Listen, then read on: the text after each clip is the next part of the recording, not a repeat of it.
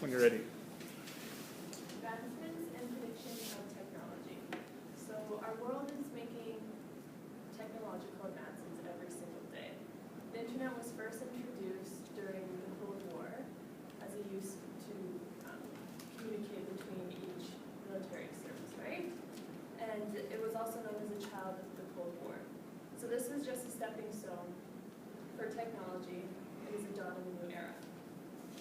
So I've been reading this book called Physics of the Future, and it's by Michio Kaku. He's a futurist and physicist. This book is predicting what technology will look like in the next 100 years. Now, he didn't just make up all these ideas. They're based on scientific information. He has talked to more than 300 different scientists and interviewed a ton of people. And he states that there is more scientific knowledge that has been gathered in the last few decades than in all human history, and by the year 2100, it will have doubled many times over. So if you think back to the year 1900, you have cars or automobiles that are just being introduced, and they were calling them the horseless carriage, and there's no such thing as avatars, and horses and trucks, but horses and mules were the means of transportation. Now if you skip ahead to 1960, that's when Star Trek is introduced, and that was their so-called 23rd century technology.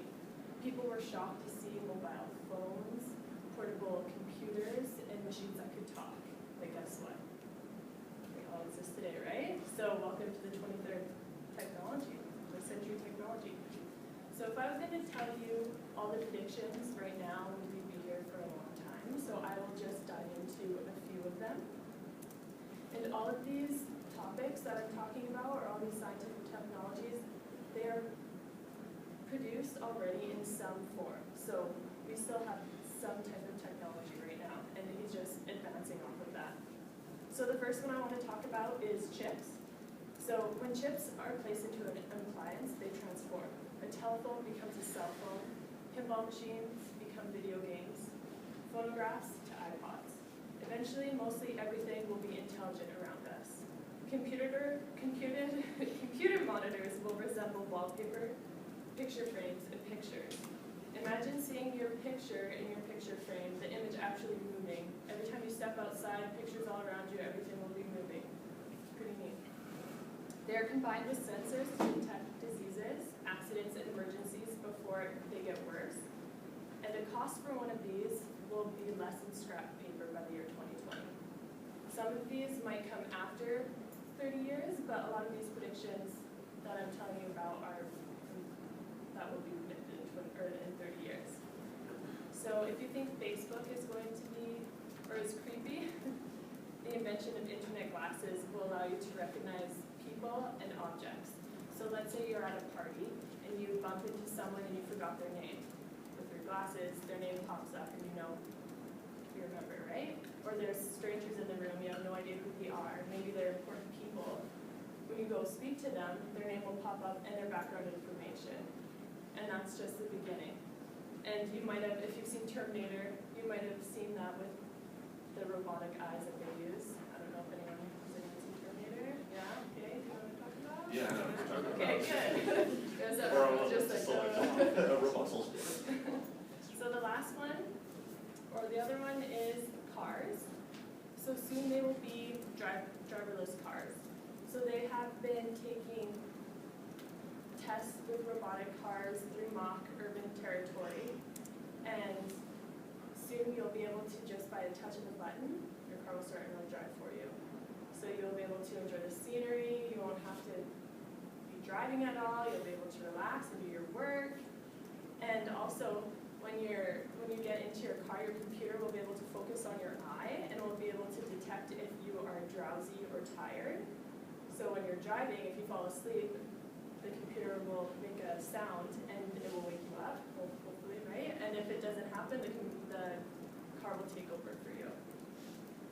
So the last one is virtual worlds. This is by us entering into the world of a computer. So have any of you ever heard of Avatar or Avatars? Yeah, okay, this is kind of what I'm getting to. So you can live in this world and control an avatar, which is an animated version of yourself. And you'll be able to meet other avatars and fall in love, and yeah, the opportunities are endless here. You can buy virtual items with virtual money, which can convert to legitimate money. There's this virtual world called Second Life. In 2009, there were 16 million accounts, and several of the people there were actually making over $1 million per year in legitimate money, and it was taxable by the US government. And this is just the beginning of what is coming next.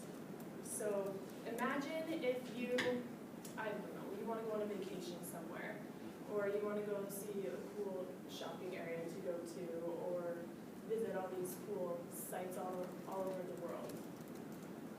If you, by navigating or entering an unreal world, you can navigate a computer and you can go check out the different shopping areas. You can go see if the Sistine Chapel in Rome is actually legitimate and it's cool and you want to go see it, or there's a beach somewhere that you're interested in and you want to see if it's all cracked, or that it's all what it's cracked up to be. You can enter it just by going to that unreal world. It sounds crazy, but there's some form of technology that's already happened, right? So it will allow you to experience it before actually being there, so you don't have to waste money or a lot of time to go there, right? So it will be able to make that choice for you. And this is, now we're just somebody that used to know. I thought I'd add that in. We got really into it for a second, so these are my pictures. I'll show you them afterwards. This is a book, if any of you are interested in it. These were the internet glasses I was talking about, and Google has made, yeah.